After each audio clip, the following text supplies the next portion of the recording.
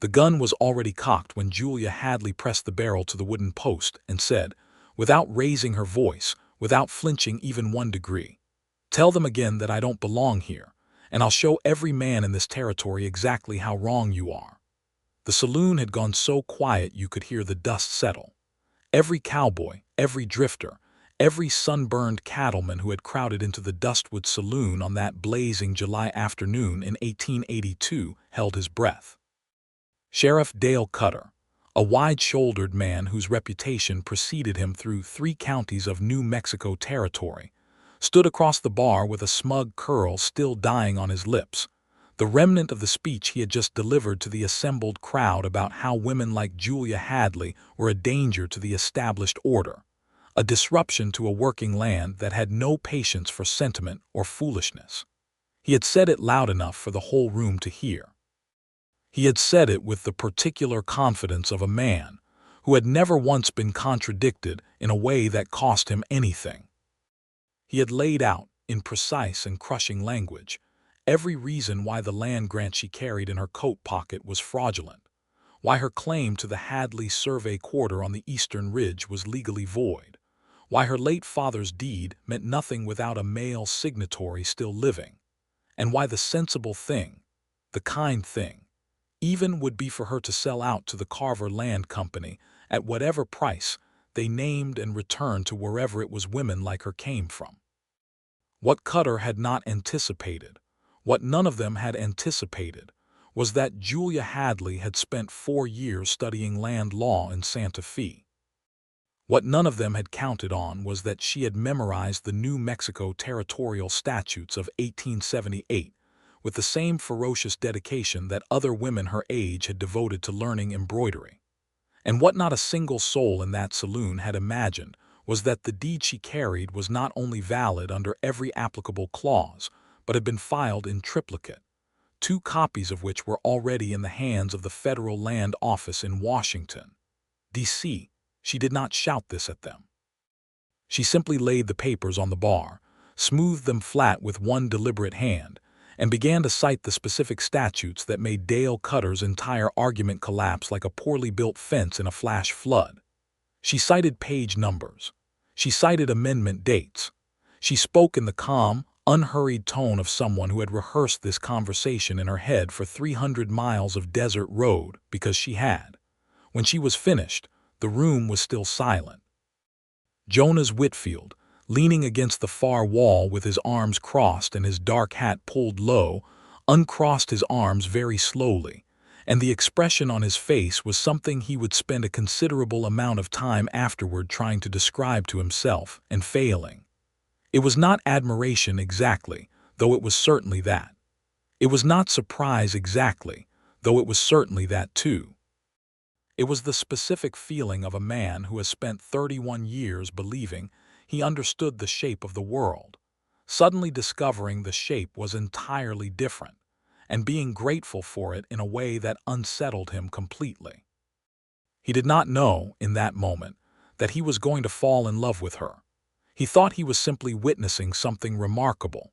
He had absolutely no idea that Julia Hadley was about to change everything about the life he had been living, the choices he had been making, and the particular brand of loneliness he had grown so accustomed to that he had started mistaking it for peace.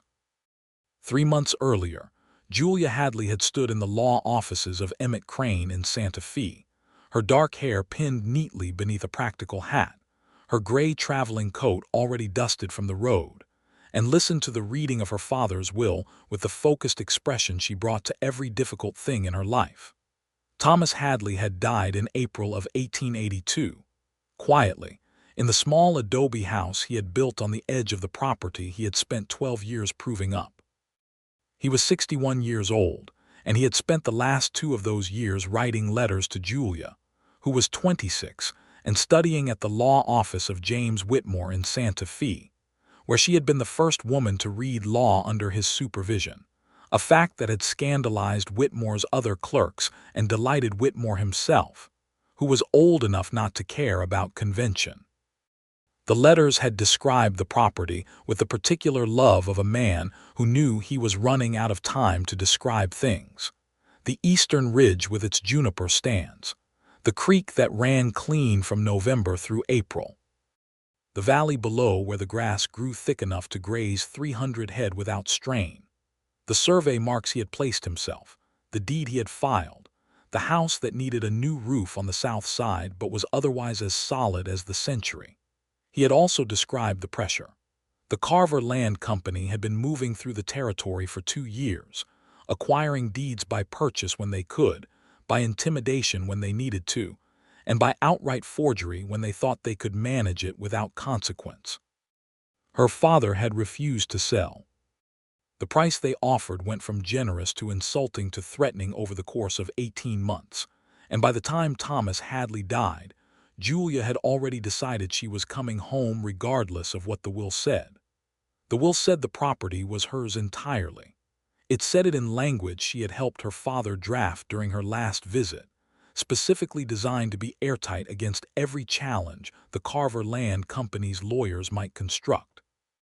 It said she was the sole heir, the legal owner of record, and the successor to all survey rights associated with the Hadley Quarter section. It also said, in her father's handwriting in the margin, though this had no legal weight, that she was the best thing he had ever done in his life, and that he was sorry he had not told her more often. She had folded that part of the will and put it in the inside pocket of her coat, next to her heart, and she had not cried until she was outside the building and around the corner, where no one could see her. Then she had dried her eyes, picked up her traveling bag, and begun making arrangements. The journey from Santa Fe to Dustwood was 4 days by stage on a good week, 6 when the roads turned difficult.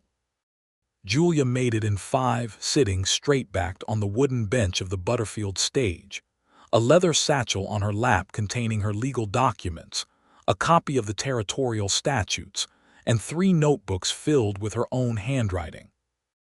The other passengers, a mining equipment salesman and a Methodist minister, had initially attempted the sort of conversation men attempted with lone women on long journeys, politely suggesting she must be going to meet family, or perhaps relocating to join a husband.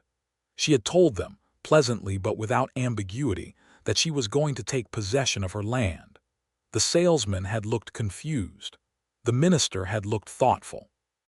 After a brief pause, the minister had asked if she was familiar with the Homestead Acts, and they had spent the next 2 hours in what Julia would later recall as the best conversation of the journey, discussing the legal complexities of territorial land ownership, at the end of which the minister had shaken her hand with genuine respect and said he hoped she managed it. She intended to. Dustwood, New Mexico Territory in the summer of 1882 was a town of perhaps 300 souls, a main street of packed dirt and wooden storefronts, a freight office, 2 saloons, a church under construction, a general store run by a family named Pierce, and the Territorial Land Office, which was a single room attached to the back of the post office and staffed by a man named Horace Dunbar, who drank too much rye whiskey and was deeply afraid of the Carver Land Company's local representative, a thin-lipped man named Virgil Mace, who was always impeccably dressed and always smiling in a way that made your teeth ache. Julia had stepped off the stage, arranged for her trunk to be held at the freight office, and gone directly to the land office, which had been her first mistake in Dustwood, not because she did anything wrong there, but because Horace Dunbar had telegraphed Virgil Mace within 15 minutes of her arrival, and Virgil Mace had told Dale Cutter, and Dale Cutter had decided the best strategy was to get ahead of her publicly, before she had a chance to establish herself. This was how she had found herself, on her second morning in Dustwood, walking into the Dustwood saloon to find Cutter already in mid-speech to an audience of cattlemen and cowboys who had been lured there on the false promise of a meeting about grazing rights, only to find themselves listening to a lecture about why the Hadley woman should be run out of the territory before she caused trouble. She had stood in the doorway for approximately 30 seconds, long enough to understand exactly what was happening, long enough to feel the betrayal of it, not personal betrayal, but the deep, cold betrayal of a system that assumed her ignorance and planned to exploit it. Then she had walked to the bar, laid her satchel down, removed her papers, and let Dale Cutter finish his speech so she could dismantle it properly. Jonas Whitfield had been in the saloon by accident. He had come in for a cup of coffee, because the Dustwood saloon made better coffee than the hotel, and he had been planning to leave within 5 minutes. He was in Dustwood for a specific and temporary reason. He was the foreman of the rafter sea cattle operation out of Cimarron, and he had ridden south to meet with a rancher named Holt about the purchase of breeding stock, a meeting that had been delayed 2 days because Holt had a thrown shoe on his prize bull and refused to discuss business until the animal was comfortable. This had left Jonas with nothing to do but wait, which he did badly. He was 31 years old. He had been working cattle since he was 16, first in Texas, then in Colorado, then in New Mexico Territory, following work and wages northward and southward as the seasons demanded. He was 6 feet and 2 inches tall, wide-shouldered, with hands that showed every year of rope and fence wire and saddle leather. He had a quiet face, dark eyes that missed very little, and the particular economy of movement that comes from spending years in physical work where wasted energy is a liability. He had no hidden darkness in his past, no secret tragedy that made him cold. He was simply a man who had gotten very good at his work, and hadn't yet found anything that mattered to him more than doing it well. He had been engaged once briefly to a woman in Colorado named Margaret, but Margaret had ultimately decided that a cattle foreman's life was not the life she wanted, which Jonas had accepted with the same equanimity he accepted weather. Unfortunate when bad, but not something you could argue with. He was not, in other words, a man who expected to be surprised. He had seen a great deal in 15 years of frontier work, and he had grown comfortable with his understanding of the shape of things. Then Julia Hadley had walked into the Dustwood saloon and cited New Mexico Territorial Statute 44, Section 3, Paragraph 2, verbatim, in response to Dale Cutter's claim about female property rights, and Jonas Whitfield had felt the shape of the world shift underneath him. After the saloon, things moved quickly and dangerously. Dale Cutter, publicly humiliated, did what small men with institutional power typically did when confronted with their own inadequacy. He escalated. He could not challenge her legal argument directly, because she was right and everyone in that room now knew it. But he could make the practical execution of her rights as difficult as possible, and he did. He filed a procedural challenge to her deed registration with the county seat at Las Vegas, claiming a technical error in the survey description that would require a resurvey before the deed could be formally confirmed. It was a delaying tactic, nothing more, designed to buy the Carver Land Company time to apply additional pressure. Under New Mexico territorial procedure, a resurvey challenge could hold up a deed confirmation for 6 months to a year, during which time the property's legal status was in an uncomfortable gray area. Julia knew this was coming. She had expected it. But knowing a trap is there does not always mean you can walk around it, and she spent the evening of her second day in Dustwood at the small desk in her rented room at the Pierce Hotel, working by lamplight through her legal notebooks, looking for the procedural angle that would cut Cutter's challenge off at the root. She was still working when someone knocked on her door at 9:30. She opened it with a pencil in one hand and the statutes book in the other. Jonas Whitfield stood in the hallway, hat in hand, looking as though he had spent some time deciding whether to come and had only recently concluded that he should. "Miss Hadley," he said, "my name is Jonas Whitfield. I'm the foreman up at the Rafter Sea in Cimarron. I was in the saloon today." "I remember you," she said. She did. She had noticed him specifically because he had been the only man in that room who hadn't looked either smug or uncomfortable. He had simply looked interested, in the way of someone watching something they hadn't seen before. "I heard from a couple of the cattlemen tonight that Cutter's filed a resurvey challenge," Jonas said. "I'm not a lawyer, and I'm not trying to involve myself in your business without invitation. But I know this territory and I know Virgil Mace, and I thought there was information I had that might be useful to you, if you're interested." She studied him for a moment. She had learned in her years of legal study to read people with some accuracy, and what she read in Jonas Whitfield was directness, self-awareness, and the specific kind of respect that comes not from courtesy alone but from genuine estimation. "Come in," she said, and moved aside to make room. He sat in the chair across from her desk and told her what he knew. He had done business in Dustwood before.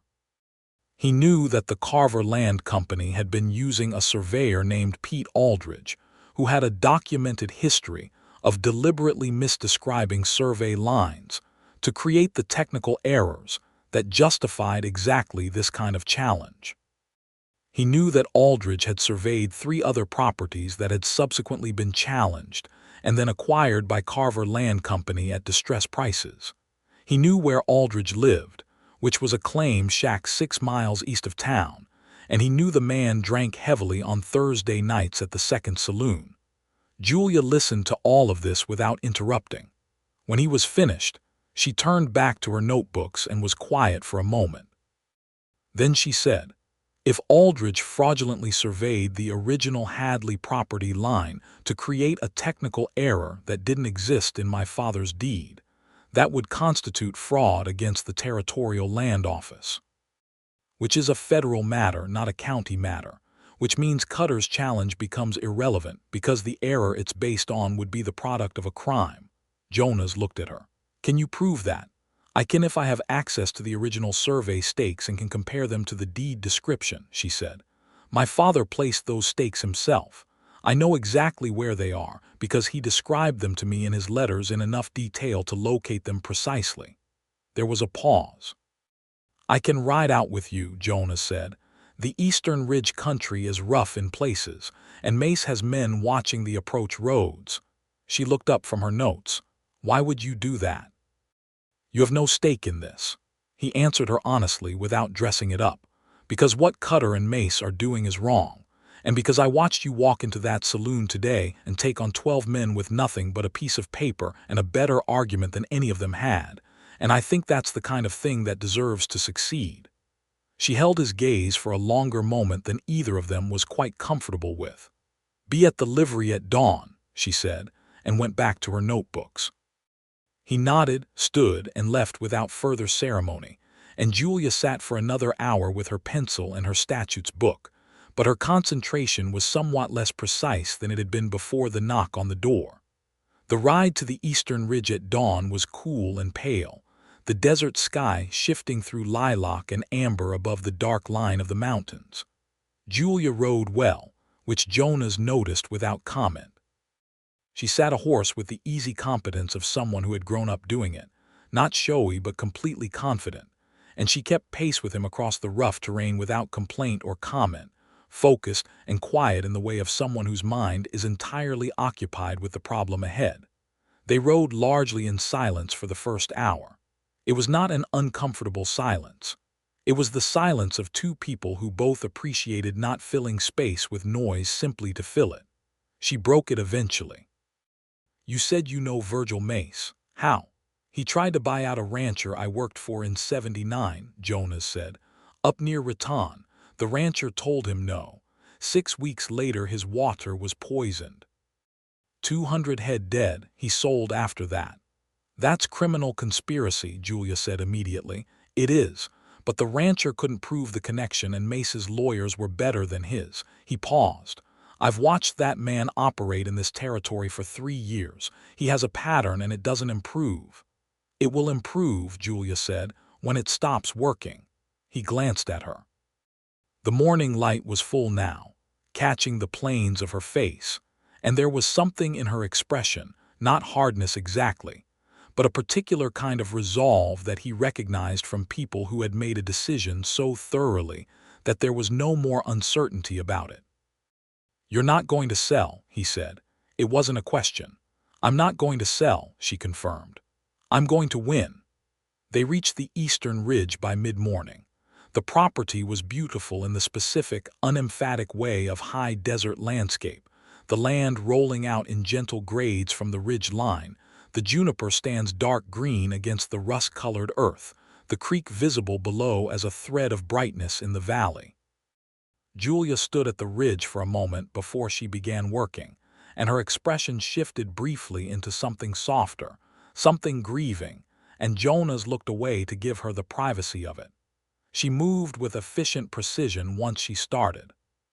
She had her father's letters, several of which she had brought with her, folded into her coat pocket. She read from them as she walked, measuring pace counts between landmarks, checking the orientation of particular rock formations, working her way along the survey line her father had described with such careful specificity. The stakes were iron pins driven into the earth at 3-foot depth, which was her father's preference because the shallow ones shifted with the ground. She found the first one exactly where the letter said it would be, 200 yards east of the largest juniper, angled 15 degrees from the drainage line. She knelt and cleared the earth around it, comparing its position to the survey description in the Aldridge report, and within a few minutes she straightened up with the expression of someone who has just had their suspicion confirmed absolutely. "He moved them," she said. "Not all of them. The northeast marker. If you accept the Aldridge survey as drawn, this stake is 12 feet too far south, which puts the survey line inside the boundary of a parcel that Carver Land Company already owns. It's a false encroachment. Aldridge drew the line to include this corner of the Hadley property within the Carver parcel, and then he surveyed it to match his false drawing. Anyone who looked at it without comparing to the original deed description would accept it." Jonas crouched beside her and looked at the stake position, then at the paper she was holding. He was not a surveyor, but he could read a land description, and he could see exactly what she was explaining once she explained it. The numbers did not match. The discrepancy was small enough to look like error but too consistent and too convenient to be accident. "He's done it before," Jonas said. "He won't do it again," Julia said. She was already removing a small notebook from her coat and beginning to document the stake position with careful written measurements. "I need to record this precisely. Every measurement, and then I need 2 witnesses." He looked at her. "I'll witness," she nodded, still writing. "I'll need someone else as well, someone with no connection to either side." "There's an Apache man named Dakota who works as a freighter out of Dustwood," Jonas said. "I've worked with him for years. He's honest, he's literate, and he has no relationship with Carver Land Company or with the county sheriff. He also has an interest in seeing the land surveyors in this territory kept honest for obvious reasons." Julia looked up from her notebook. She was quiet for a moment. "Ask him," she said. "Tell him what's happening and ask him honestly. I'm not going to use anyone's witness without their full understanding of what they're attesting to." It was exactly what he would have said if he had thought to say it first. They returned to town in the early afternoon. Jonas went to find Dakota, while Julia went to the hotel to compile her documentation. She spent 3 hours at her desk in absolute concentration, building the affidavit that would accompany the fraud complaint she intended to file with the territorial court. She wrote in the clear, precise language she had learned from James Whitmore, every claim anchored to a specific measurement, every measurement supported by the comparison between the original deed description and the Aldridge survey, every discrepancy characterized using the exact statutory language that would make the nature of the fraud unambiguous. Dakota came to the hotel that evening with Jonas. He was a quiet man of around 40, with the particular stillness of someone who had survived a great deal without allowing it to make him bitter, and he listened to Julia's explanation of the situation with careful attention and no visible impatience. When she was done, he said, "Your father was Thomas Hadley." She said he was. "He used to leave water and grain at the south corner of his property during the dry years," Dakota said, "for anyone passing through who needed it. He did not make a thing of it." He paused. "I will witness your measurements. Tell me what you need." Julia thanked him with genuine warmth, and Dakota nodded once, and the three of them rode back to the eastern ridge the following morning, where Dakota confirmed each measurement independently, recorded them in his own handwriting in Julia's notebook, and signed his name with calm and careful deliberateness, while Jonas watched and added his own signature beneath. That night, Julia filed the fraud complaint with the territorial court representative in Dustwood, which was, in a coincidence that was not actually a coincidence, the same Methodist minister she had spoken to on the stage. His name was Reverend Silas Boone, and it turned out he also served as a territorial notary and justice of the peace, a common arrangement in territories where the formal legal infrastructure was still developing. Reverend Boone read the affidavit with the focused attention of a man who understood what he was holding. He asked 2 clarifying questions. He notarized 3 copies. He told Julia that the federal land court in Santa Fe would receive 1 copy by express rider the following morning, and that he would personally ensure it was in the hands of the federal marshal's office within the week. He also told her, quietly, that she should be careful in the next few days. The men who profited from what she was disrupting would not be measured in their response.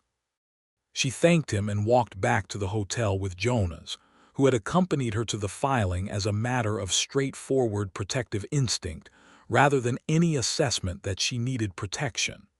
Outside the hotel, she paused on the wooden step and looked at him. "You've spent 3 days helping me," she said. "You don't owe me that." "I know," he said. "Your business with Holt must be concluded by now." He had concluded his business with Holt the previous morning. He had bought the breeding stock, arranged the transport, and sent his men north ahead of him.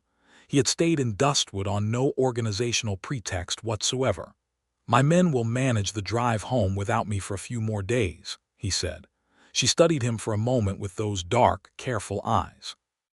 "All right," she said, and went inside. Jonas stood on the street for a while after the hotel door closed, looking at nothing in particular, and then he went back to his own room and lay awake longer than he usually did, thinking about the way she had looked at him just then, and about the fact that he was not even slightly inclined to get on his horse and ride north. The next 3 days were quiet in the way that weather is quiet before it breaks. Virgil Mace had received the news of the fraud complaint through his own sources and was maintaining the particularly controlled calm of a man who was calculating his options.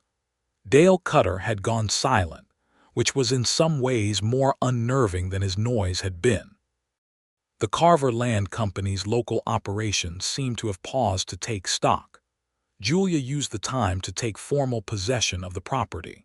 She rode out each morning to begin the practical work of assessing the house and what would be needed to make it livable. And Jonas rode with her, because the territory between town and the ridge was rough, and the threat from Mace's men had not evaporated simply because he was being quiet. The house was adobe, solid-walled and low, set in the lee of a rock outcropping that sheltered it from the north wind. The south side roof was exactly as her father had described it, sagging and in need of replacement. The inside was dusty and still, her father's few possessions arranged with the careful economy of a man who had learned to live simply, and Julia moved through the rooms quietly, touching things with a careful and grieving tenderness that she did not try to hide.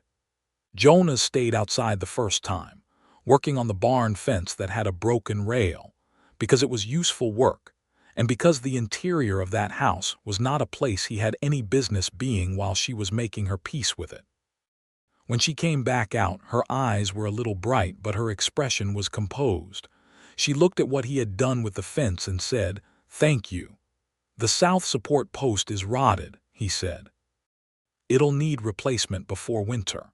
"I know," she said. "I'm going to need lumber and a roofer or the skills to do it myself." "I can help with the roof," Jonas said. He had built more roofs than he could count in various degrees of necessity and emergency across 15 years of frontier work. She looked at him again with that specific look. Jonas. It was the first time she had used his given name. He was more aware of it than was strictly practical. "Yes. Why are you still here?" He thought about how to answer that honestly.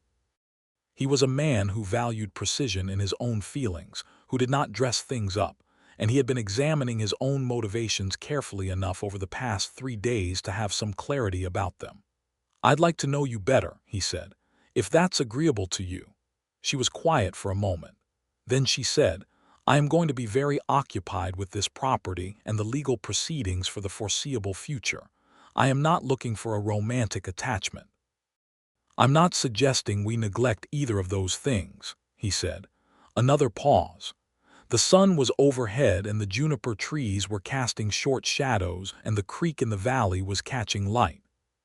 "Help me assess the roof damage," she said, and went to find the ladder. He smiled just briefly when her back was turned and followed her. They worked together for 4 hours that afternoon, and it was the most uncomplicated and genuinely pleasant 4 hours Jonas could remember spending in a long time. She was not chatty, but she was precise and quick, and she asked good questions, and she listened to the answers properly. The kind of listening that processes information rather than simply waiting for its turn to speak. She told him about her father, who had been a schoolteacher in Missouri before a combination of wanderlust, and a land pamphlet from the Santa Fe Railway had convinced him to try his fortune in the territory. She told him about growing up on the property as a child, being taken away to stay with her aunt in Albuquerque when her mother died of fever, growing up there, and then finding her way to Santa Fe and to James Whitmore's law office, because the law seemed to her the best tool available for protecting the things and people that needed protecting. He told her about Texas, about learning to work cattle from a rancher in the hill country who had been the first adult to take him seriously, about the years of working up from cowhand to trail boss to foreman, the particular satisfaction of work that had visible results in tired, well-managed animals and a functioning operation. She listened to this with the same careful quality she brought to everything, and at one point she asked him, "Do you want your own operation someday, or do you prefer working for someone else's?" No one had ever asked him that question directly. He had thought about it but never articulated it clearly. "My own," he said after a moment, "but land in this territory is complicated." She met his eyes. "I know something about that," she said. They both laughed at the same time, which was unexpected and warm, and afterward there was a different quality to the silence between them.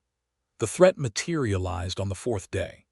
Julia was alone at the property, Jonas having ridden into town for supplies in the morning, when 2 of Mace's men appeared at the edge of the property line.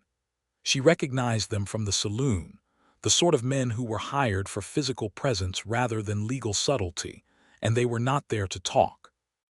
They dismounted and began walking toward the house with the deliberate and menacing purpose of men who had been told to make an impression.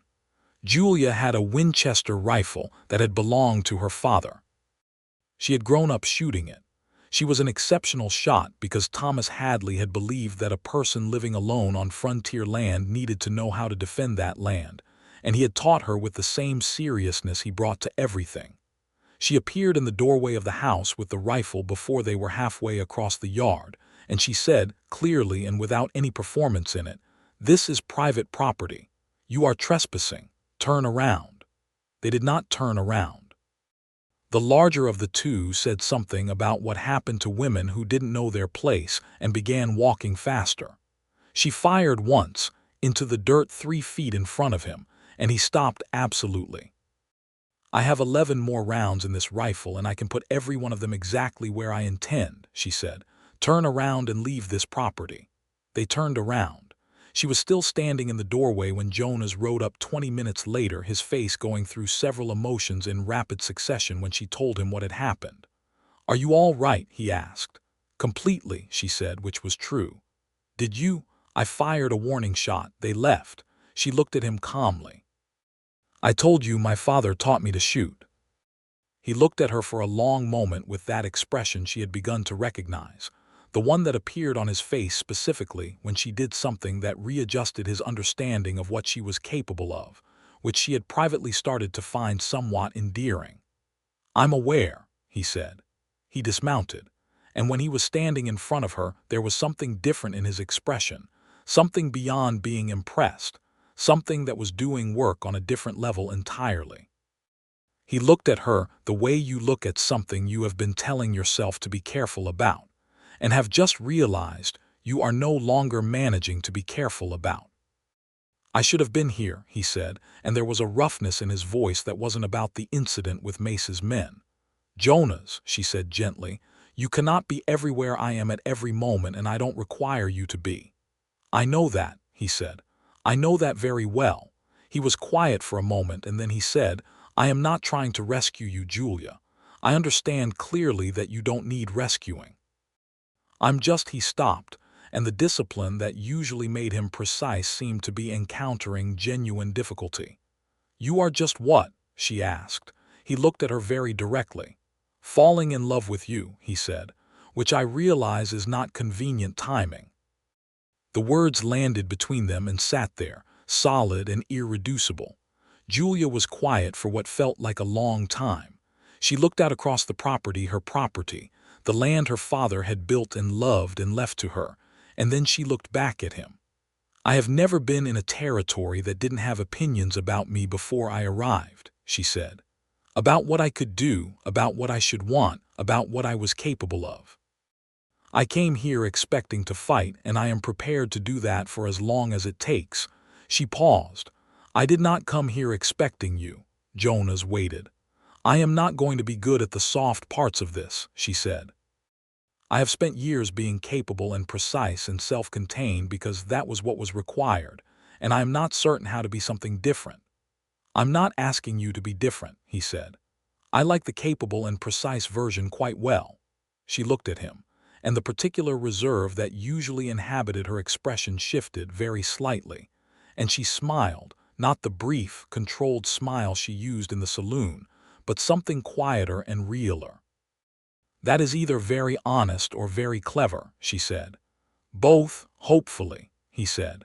The legal proceedings took the shape Julia had designed for them and moved forward with an efficiency that surprised even her. The federal court in Santa Fe acted quickly on the fraud complaint because fraud against the Territorial Land Office was a federal matter, and the evidence she had assembled was, as the court's responding letter noted, unusually thorough and well-documented. Pete Aldridge, confronted with a comparison of his survey records and Julia's precise field measurements, gave up Virgil Mace within 2 days of being questioned, because Aldridge was fundamentally a coward who had been paid to do dishonest work and had no particular loyalty to the men who had paid him. Virgil Mace was arrested by the federal marshal's office 6 weeks after the fraud complaint was filed. The charges included land fraud, conspiracy to defraud the Territorial Land Office, and 2 counts of criminal intimidation related to water poisoning complaints that other ranchers had attempted to file and been turned away from by local authorities. The arrest of Mace caused the Carver Land Company's New Mexico operations to contract rapidly, as the principals in Denver decided that the territory had become legally inconvenient and quietly redirected their attention elsewhere.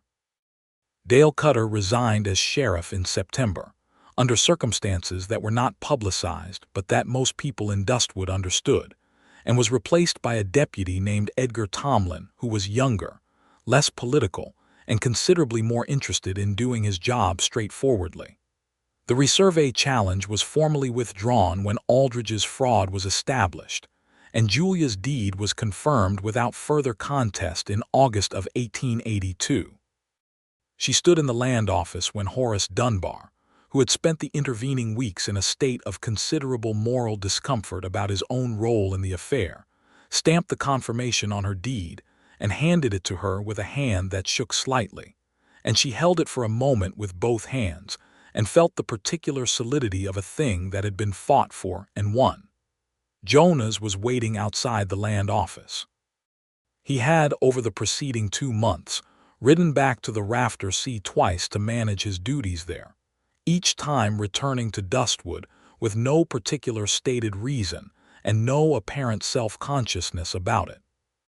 The owner of the Rafter Sea, A man named George Pullen, who was practical above all things, had looked at Jonas on his second return with a raised eyebrow and said, "You're going back down south, aren't you?" And Jonas had said yes, and Pullen had said, "Well, sort it out properly then," which Jonas intended to do. He was leaning against the post when she came out, holding the confirmed deed. He could tell from her face what it said. "Confirmed?" he asked. "Confirmed," she said. He smiled at her, broad and genuine, and it changed the whole geometry of his face in a way she had come to look forward to very much. She had not been wrong about herself. The soft parts were not easy. She was precise about everything, including her own feelings, and she had spent the summer cataloging Jonas Whitfield with the same careful attention she gave to everything important, noticing the way he said what he meant, the way he worked without spectacle, the way he listened to her always as though what she was saying was the most interesting thing happening in the general vicinity, which from her side it usually was. She had noticed the way he looked at her when he thought she wasn't watching, which she always was, because she was constitutionally attentive. She had noticed that he never once, in the course of everything they had done together, suggested she needed help she hadn't asked for, or questioned a decision she had made, or expressed any form of concern about her capabilities that was not purely practical and specific. He treated her exactly the way she had always wanted to be treated by someone, which was as an equal with different skills, each set of which was worth respecting. This, she had decided several weeks ago, was either a coincidence or the real thing, and she had sufficient experience to know that coincidences of this particular quality were rare. In September, when the legal proceedings were resolved and the property was officially hers, and the Carver Land Company had retreated, Julia began in earnest the work of rebuilding her father's land into a functioning operation. She had thought carefully about what she could sustain and what would be practical. She was a lawyer by training and inclination, and the territory needed lawyers, good ones, not the imported mercenaries the land companies brought in. She had already been approached quietly by 2 families with land disputes and 1 widow whose deed had been contested, and she had handled all 3 matters successfully, which had generated enough talk that Reverend Boone had asked her privately whether she intended to practice law in Dustwood. She intended to. The territorial bar was not formally organized in 1882, but women could practice law in New Mexico Territory under specific circumstances, and she had sufficient credentials from her study under Whitmore to establish herself credibly. She would run a small practice from the house, keep enough land in use to maintain the property claim, and hire hands for the physical work she could not do herself. She told Jonas this over supper at the hotel in late September, laying out the plan with her usual clarity, and he listened to the whole thing in his usual focused way and then said, "I have a proposal." She looked at him across the table. "Not a business proposal," he said, with the slight directness of someone who has decided to stop being careful about something. "A personal one." She waited. "I've been working for someone else's land for 15 years, he said. "George Pullen is a fair man, and I've learned a great deal from the Rafter Sea, but I'm done there. I've told him as much, and he understood." He paused. "The Hadley property has the creek, the good grass, the eastern ridge. It could run cattle, not a big operation to start, but a sound one. And I know cattle, Julia, I know them well enough to build something solid." "You want to run cattle on my land," she said. "I want to help you build something on your land," he said. "With your land. As a partnership, or any arrangement that makes legal and practical sense to you, because you'll know the structure better than I do." He paused again, and now the careful steadiness in his expression had a quality under it that was less composed. "And I want to ask you to marry me. Those are 2 separate questions, and the second one doesn't depend on the first." Julia was quiet. Outside the hotel, the main street of Dustwood was going through its early evening routine, horses at the rail, lanterns coming on in the store windows, the sound of distant music from one of the saloons. The territory was alive and difficult and beautiful and full of people trying to make something of it, which was what territories were. "Jonas," she said, "yes, you are the most genuinely surprising person I have met in a long time." He waited. "I'm going to need a proper partnership agreement drawn up," she said. "In writing, with clear terms about land use, livestock ownership, operating costs, and profit division. I am telling you this because I intend to be your lawyer as well as your partner, and those agreements should be done correctly from the beginning." "Agreed," he said. "And the answer to the second question is yes," she said, "on the condition that you understand clearly who I am and what I am doing here, which I believe you do." He exhaled slowly, and the smile that came across his face was the most unguarded expression she had ever seen on him. "I understand clearly," he said. "I am extremely aware of who you are. It is why I asked." She reached across the table and took his hand, and he turned his hand over and held hers, and they sat like that in the warm light of the hotel dining room while the territory moved and breathed around them. They were married in the first week of October 1882 in the Dustwood church that was now, as of September, sufficiently complete to hold a ceremony. Reverend Boone presided.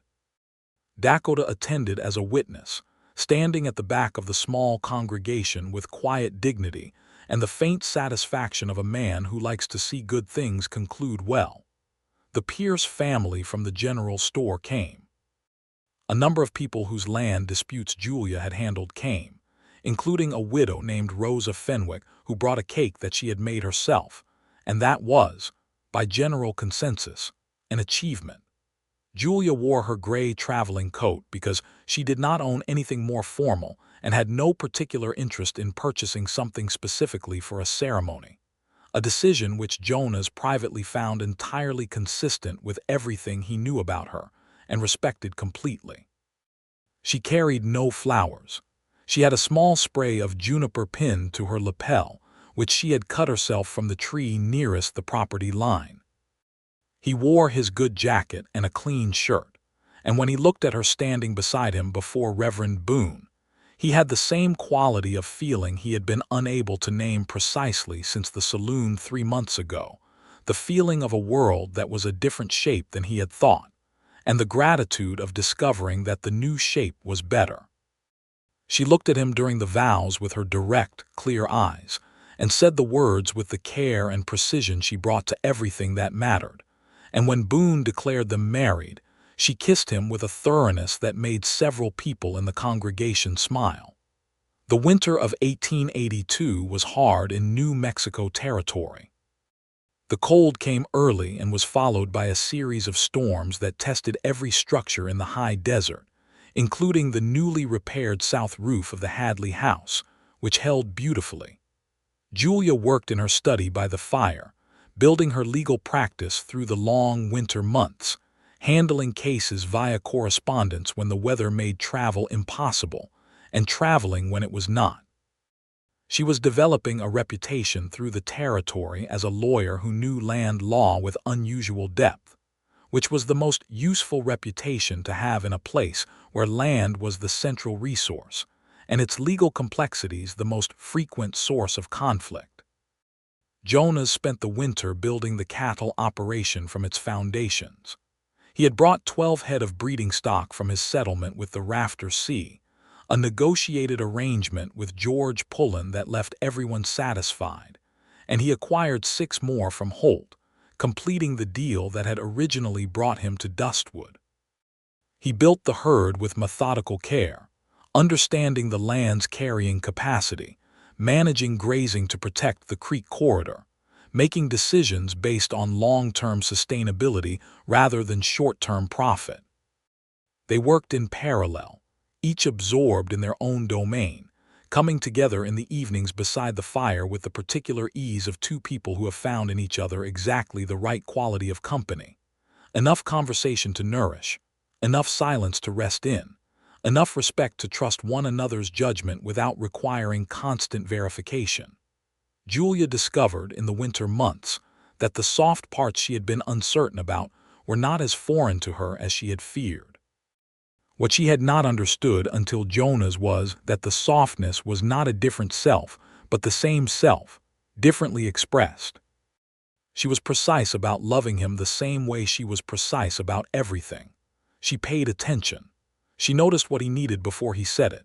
She said what she felt in direct, unhurried language, because she did not know how to be indirect about important things, and being direct about this felt remarkably like the most natural thing she had done in years. He loved her in the same direct, unspectacular way. He did not make romantic gestures for their own sake.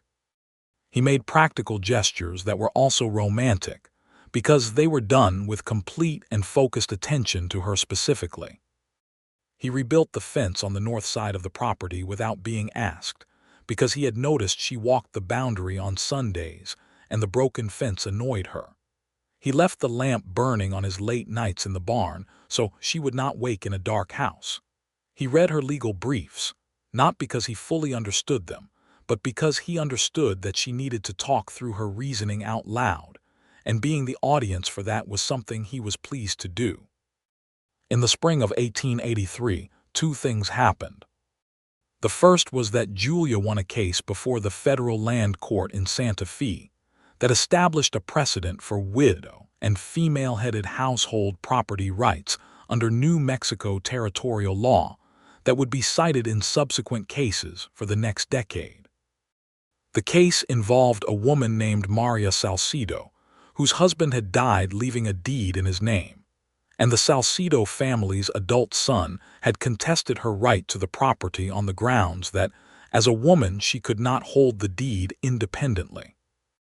Julia argued the case over 3 days in Santa Fe with the same controlled, document-anchored precision she had brought to everything, and she won it completely, and James Whitmore, her old supervisor who had come to watch, shook her hand afterward and said he had rarely seen better.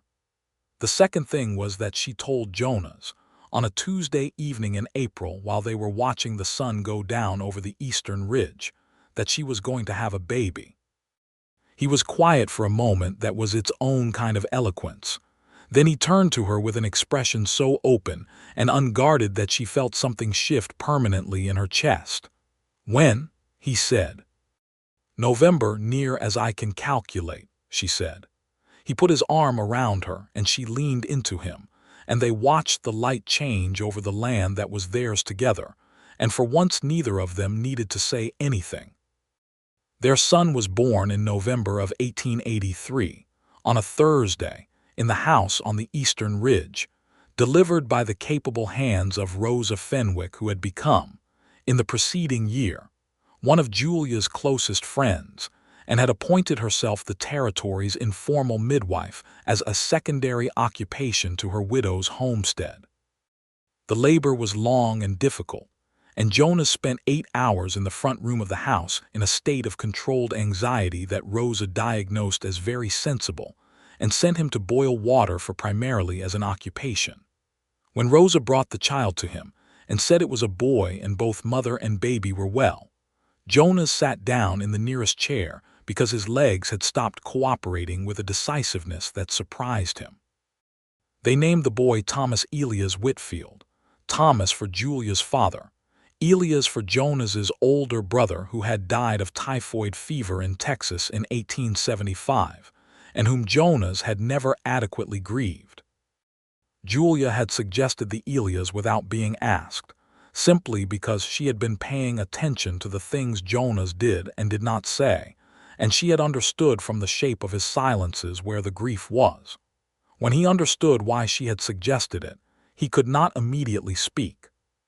He pressed his lips to her forehead and held her hand very carefully because she was tired and it had been a long day, and she closed her eyes and said, "He looks like you." And Jonas looked at the small, emphatically real face of his son and said, "He looks like both of us, I think," and Julia smiled without opening her eyes.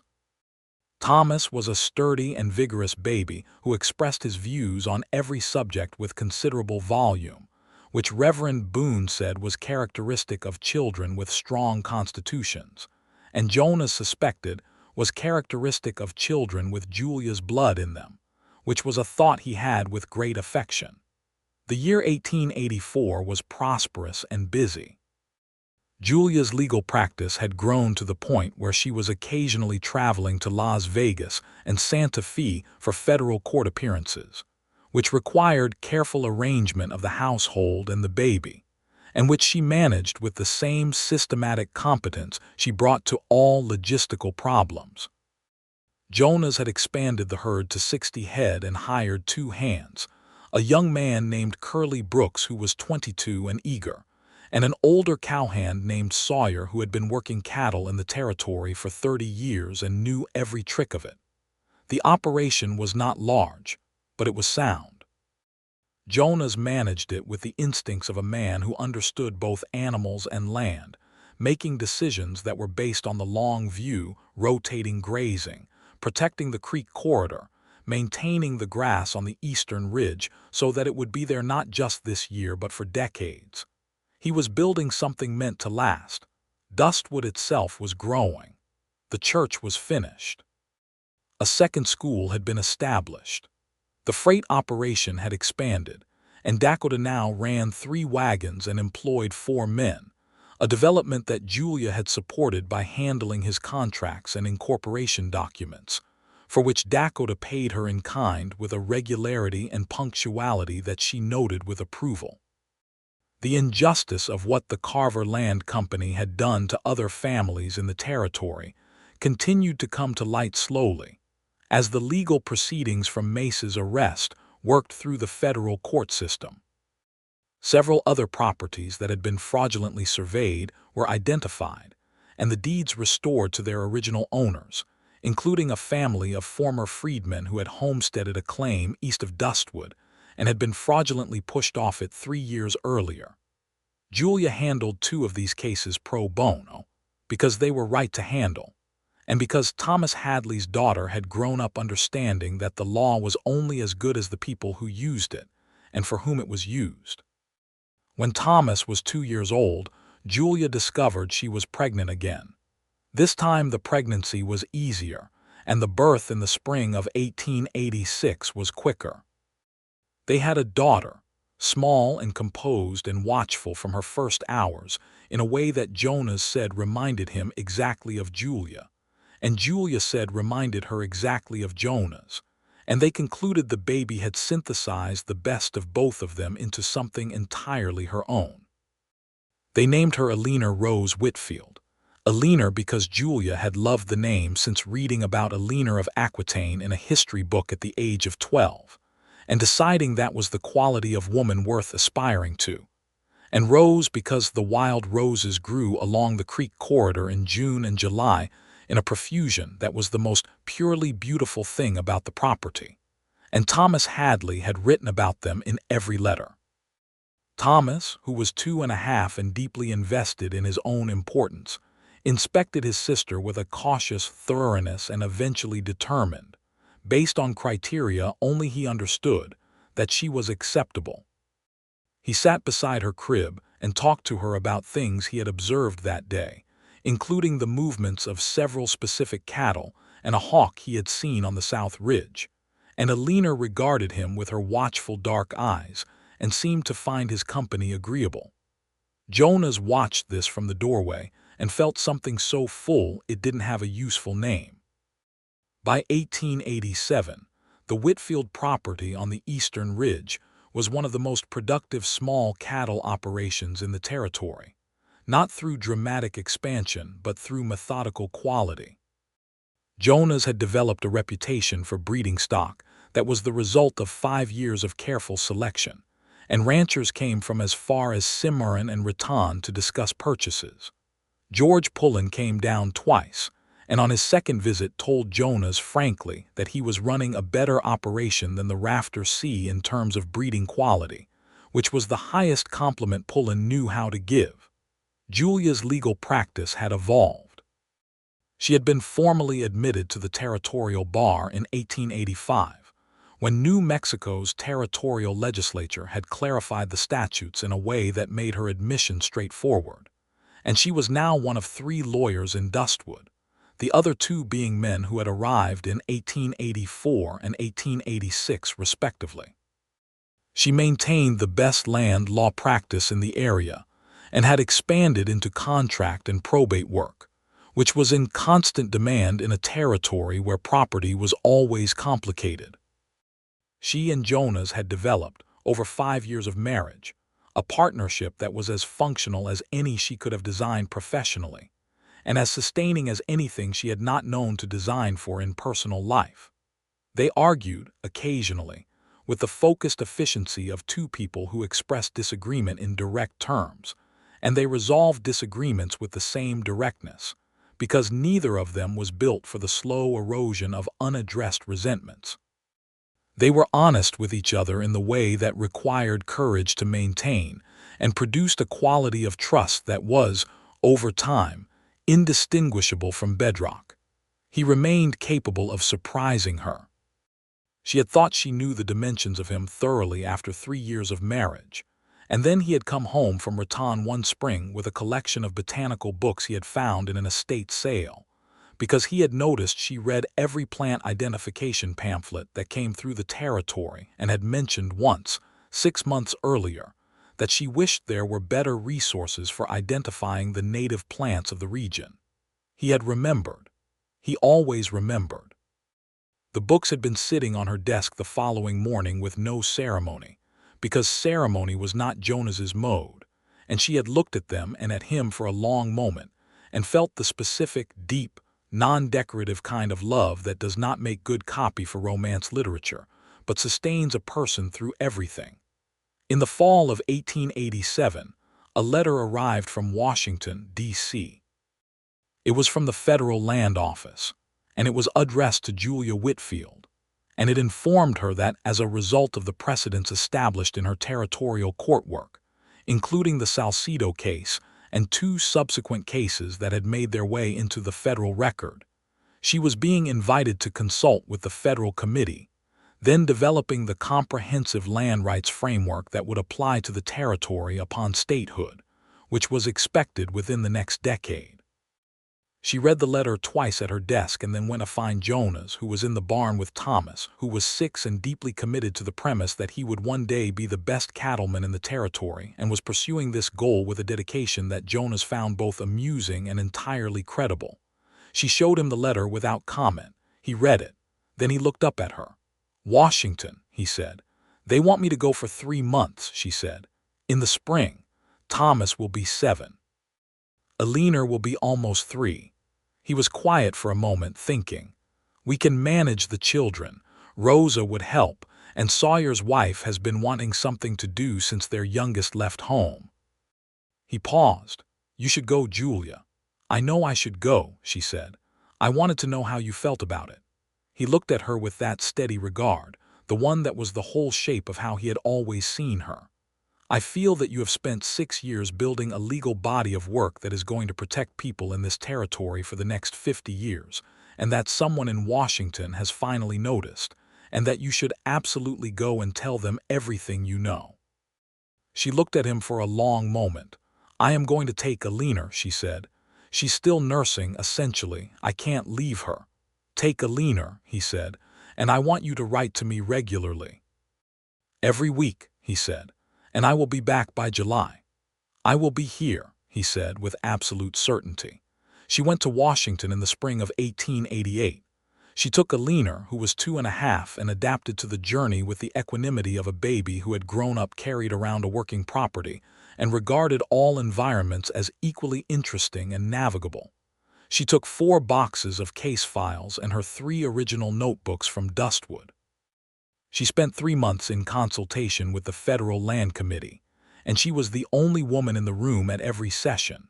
And she was also, by every account, the most thoroughly prepared voice in those sessions, the one who could cite specific cases, specific statutory language, specific outcomes, the one who understood from personal experience and professional practice what the failures of the current territorial land system were, and what the legislative framework needed to prevent them.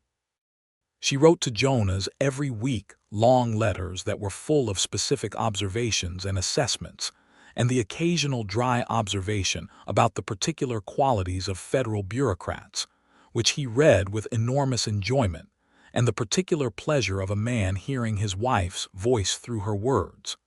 He wrote back every week without exception. His letters were shorter and more concrete, full of news about the cattle and the children and the property, Thomas's ongoing education of himself as a cattleman, the hen that had gotten into the study, the summer thunderstorm that had taken down the north fence and the 3 days it had taken to rebuild it, the state of the creek in the dry stretch of June.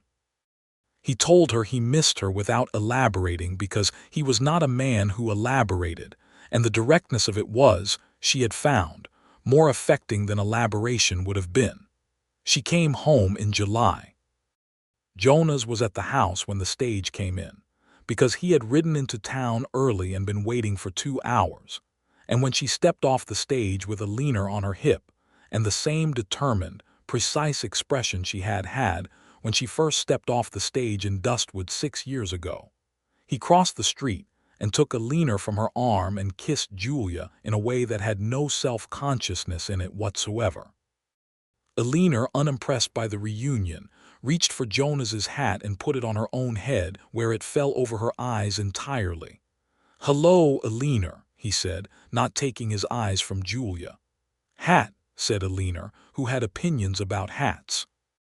Thomas, who had come to town as well, stood at the edge of the boardwalk and watched his parents with the faint suffering expression of a 7-year-old, who found the whole enterprise of adult affection somewhat excessive, but who was nonetheless very glad his mother was home and would, if pressed, probably admit it. That evening, after the children were in bed, Julia and Jonas sat on the porch of the house in the warm July dark with cups of coffee, looking out over the property that was now, after 6 years of work, genuinely and thoroughly theirs. "The committee is going to recommend the framework I proposed," she said, "for women's property rights and the independent deed registration. It won't be instant, but it will be in the legislative record for statehood." "Good," he said. "My father would have liked knowing that," she said. "Yes," Jonas said, "he would." They were quiet for a while. The stars were extraordinary, the way they always were in the high desert, more stars than any city sky ever showed, the full, brilliant density of them overhead. "I am very glad to be home," she said. "I am very glad you are home," he said. She leaned into him, and he put his arm around her, and they sat in the dark with the land spread out before them, the eastern ridge dark against the sky, the creek invisible but audible as a faint sound in the valley below, the juniper trees their familiar shapes in the moonlight.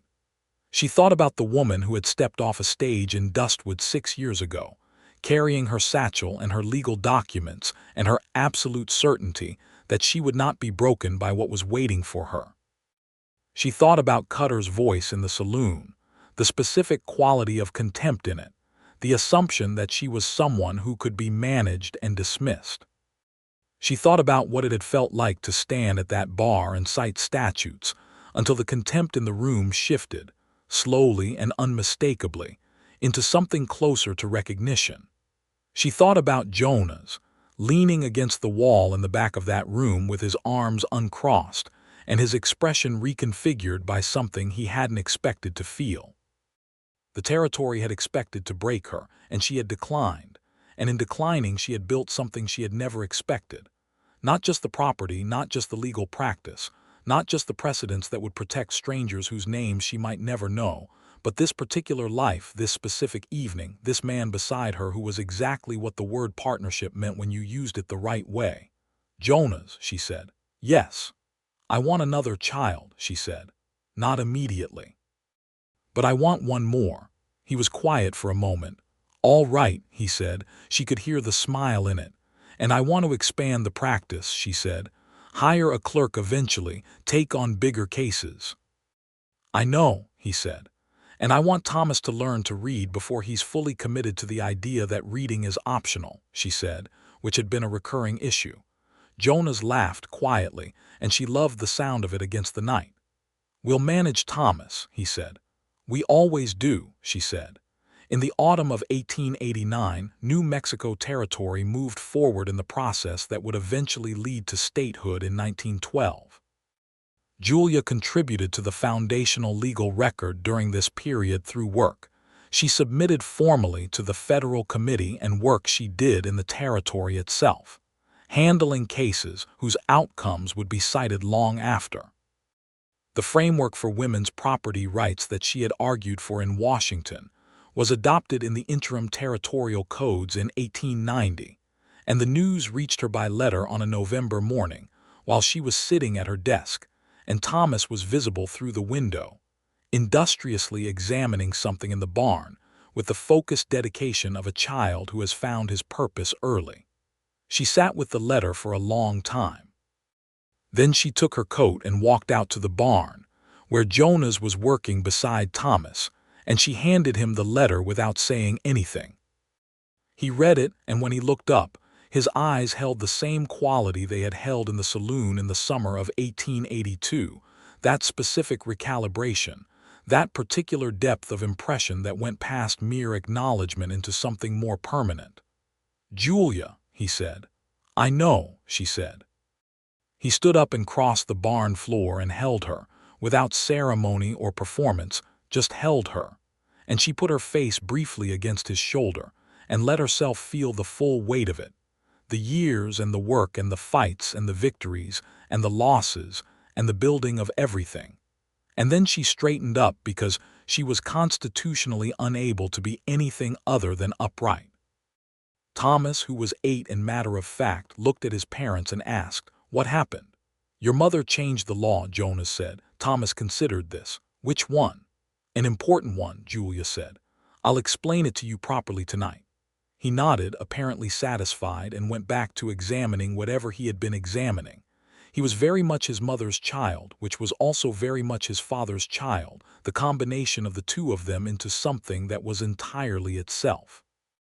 The third child came in the spring of 1891, another boy, healthy and loud, arriving in March as the first warm days came back to the territory, and the wild roses were beginning to push green shoots up along the creek. They named him Samuel Jonas Whitfield. Samuel because it was Julia's grandfather's name, and she had been saving it for the right occasion. Jonas because she had run out of reasons not to, and it was the right name for him.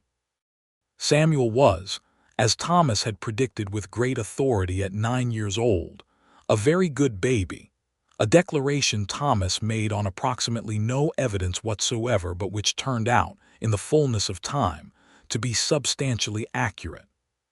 He was a child of easy temperament and determined curiosity, into everything, afraid of nothing, delighted by the cattle in a way that suggested he would follow Thomas into the profession eventually.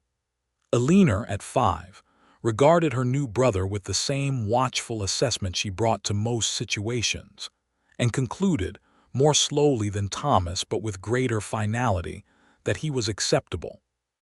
She had her mother's mind and her father's patience, a combination that made her, even at 5, someone you did not easily underestimate. The 1890s in New Mexico Territory were a period of change that moved too fast and too slow simultaneously, depending on which aspect you observed. The Indian Wars had largely concluded, with brutal outcomes that were injustices written into the land itself, and Julia did not look away from that, having occasion through her legal work to understand the dimensions of what had been taken and how, working occasionally on cases that touched the edges of it, doing what she could with the tools she had while understanding clearly that the law as it existed was as much an instrument of those injustices as a remedy for them. Dakota's freight operation had grown.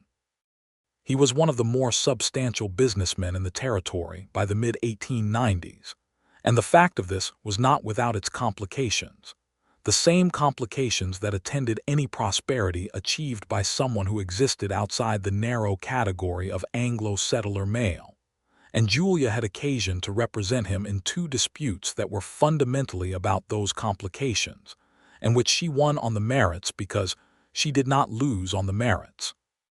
She was 40 now, in 1896, and the practice of law had worn certain things into her and built certain other things up, and she was not the same person she had been at 26, but she recognized herself completely, which was the best she had ever hoped for. Jonas was 45. The years in the open had marked him in the specific ways of men who worked outdoors, lines deepened by sun and wind, a steadiness in movement that had become something close to stillness. He was still the same man who had stood in the back of a saloon and felt the world reconfigure itself. And he had spent 14 years being grateful for that moment, in the particular way of someone who understands what they would have missed if the moment hadn't happened.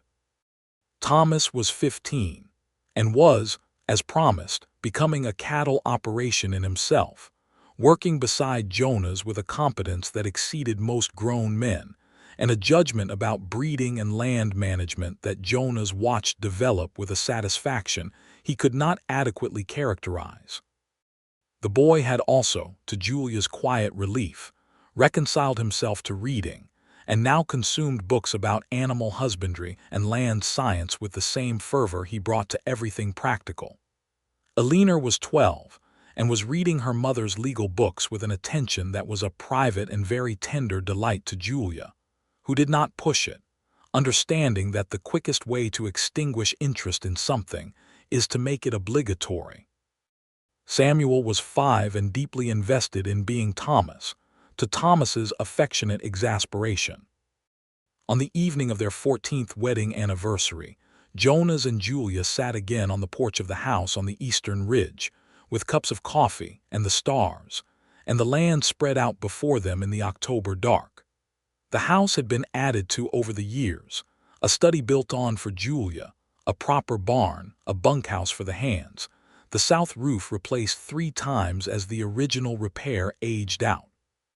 The property line was marked by iron stakes that were precisely where Thomas Hadley had placed them, confirmed and confirmed again, unchallengeable and permanent. "Do you remember what Cutter said in the saloon," Julia said, "about the territory breaking my spirit?" "I remember," Jonas said. "I have thought about that periodically," she said. "Not bitterly, just as a data point," he smiled. And I think the specific error he made," she said, "was assuming that the territory and my spirit were in opposition, as though one of them had to win." She paused. "The territory didn't break my spirit, and I didn't break the territory. We just both found out we had more to offer each other than either of us had anticipated." He looked at her profile in the dark, the sharpness and the softness of her, all these years making her more herself rather than less. "That's also what happened with us," he said. She turned to look at him. "Yes," she said, "I suppose it is." He reached over and took her hand, and she let him hold it, and they sat together in the night that belonged to them, in the land that was theirs by right and work and love, and the stars were as indifferent and magnificent as they had always been, and the creek moved in the valley below with the particular persistence of water finding its course, and everything that needed to be resolved had been resolved, and everything that needed to be built had been built, and the life they had made together in this difficult, beautiful, demanding territory was as solid and as real as the iron stakes in the ground, and it was entirely enough, and it was, in every way that mattered, exactly what they had deserved. Thomas Whitfield would go on to run the Whitfield operation until his own children were old enough to take it, expanding it carefully in the way his father had taught him, never more than the land could sustain. Eleanor Whitfield would be admitted to the New Mexico State Bar in 1913, the year after statehood, and would become one of the first women to practice law in the state of New Mexico, following a path her mother had traced and then widened for her. Samuel would marry a woman named Clara who raised horses and had strong opinions about everything, and Julia would like her immediately and unreservedly.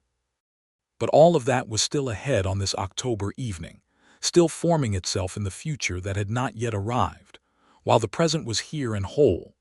The house, the land, the sound of the children inside, the temperature dropping in the way it did in October at elevation, Jonas's hand warm around hers, the territory spread out before them like everything it had ever been, difficult and wide and unbroken, and theirs.